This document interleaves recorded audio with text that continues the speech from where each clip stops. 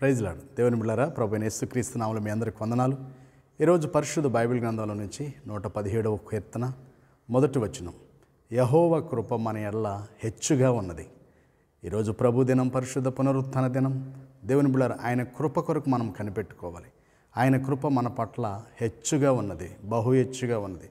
ఆయన్ని సేవిద్దాం, గణపరచుదాం, మహిమపరచుదాం, కీర్తించుదాం. ఆయన కృపతోనే మనము బ్రతుకుదాం. దైవజనుడు యేసన్న గారు ఒక పాట రాశాడు, నీ కృప నుండి దయ నుండి దూరము కాగా ప్రేమతో పిలచి పలకరించితివి, కృపయేన ఆత్మీయ అక్కరలను తీర్చేను.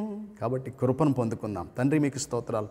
నీ కృప మా ఎడల హెచ్చుగా ఉన్నందుకై కృతజ్ఞత స్తుతులు చెల్లిస్తూ చూస్తున్న నీ బిడ్డలందరినీ దేశ విదేశాలలో కృప పొందుకొని కృపలో జీవించే భాగ్యం దయచేయమని, ముఖ్యంగా ఎగ్జామ్స్ రాస్తున్న నీ బిడ్డలందరినీ, first year, second year, 10th class, 9th class, 8th class, 7th class, 6th class, 5th class బిడ్డలందరినీ KG to PG వరకు అన్ని రకాలుగా, పోలీసు కావచ్చు నాయన, అలాగనే గ్రూప్ 1, గ్రూప్ 3, గ్రూప్ 4 ప్రభావ రాస్తున్న బిడ్డలందరినీ దీవించి మహిమ తెచ్చుకోమని యేసయ్య నామములో ప్రార్థించి పెడుకున్నాం తండ్రి.